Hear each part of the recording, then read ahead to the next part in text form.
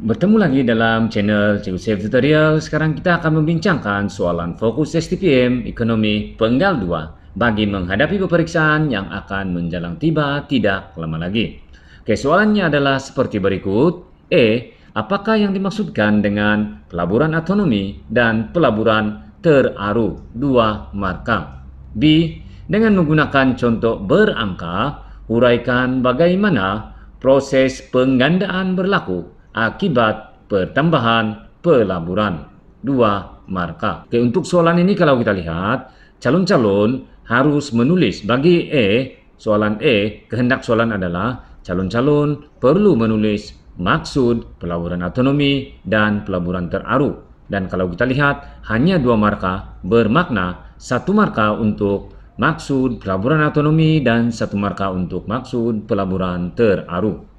Kemudian bahagian B, calon-calon perlu menunjukkan contoh berangka, yaitu dengan menggunakan jadwal untuk menerangkan proses penggandaan yang berlaku. Dan untuk jadwal tersebut, kalau kita lihat, hanya terdapat 3 peringkat sahaja yang perlu diterangkan. Oke, nanti kita akan terangkan apabila kita membincangkan soalan ini secara terperinci. Sekarang kita akan lihat dahulu jawaban bagi soalan Oke, jawaban bagi soalan adalah 1. Pelaburan otonomi merupakan pelaburan yang tidak dipengaruhi oleh pendapatan negara. Jumlah pelaburan otonomi adalah tetap sama walaupun pendapatan negara meningkat atau menurun. 1 marka. 2. Pelaburan teraru merupakan pelaburan yang dipengaruhi oleh pendapatan negara. Semakin tinggi pendapatan negara, semakin tinggi pelaburan teraru. 1 marka. Oke, bermakna jumlah adalah 2 marka. Sekarang kita akan jawab soalan B, yaitu contoh pengiraan untuk proses penggandaan. Oke, sekarang kita lihat andaiannya adalah MPC sama dengan 0,8 dan perubahan pelaburan bersamaan dengan 100 juta. Oke, sekarang kita akan lihat jadwal. Dalam jadwal ini terdapat 4 kolom, yaitu kolom yang pertama adalah tahap, kolom kedua adalah perubahan pendapatan, yaitu RM juta, kolom ketiga adalah perubahan penggunaan, yaitu RM juta, dan kolom keempat adalah perubahan tabungan, RM juta. Bermakna untuk menjawab soalan ini, pastikan keempat-empat kolom yang ada di sini dapat ditulis dengan betul dan lengkap. Oke, kemudian kita lihat di bawah tahap.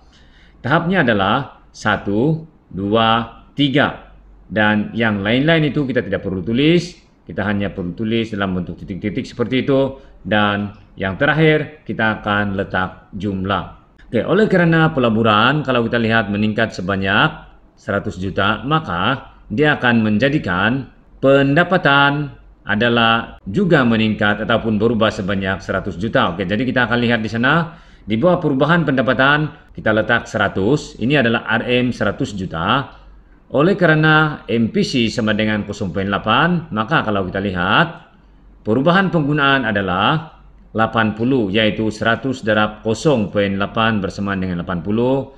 Manakala bakinya adalah 20, itu adalah tabungan.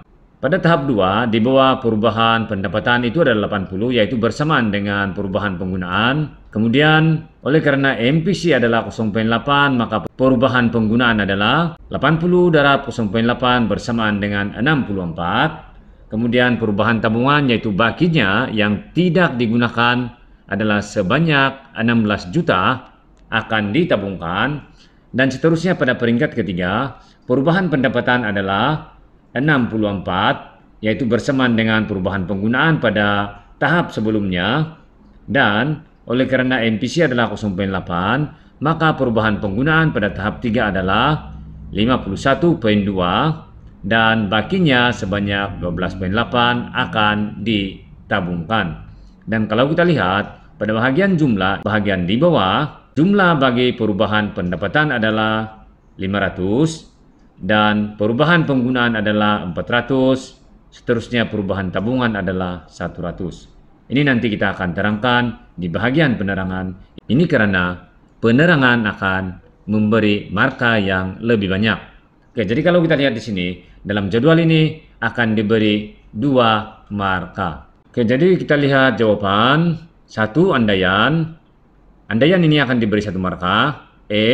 Pelaburan bertambah sebanyak 100 juta. B, nilai kecenderungan mengguna SUD MPC adalah 0,8.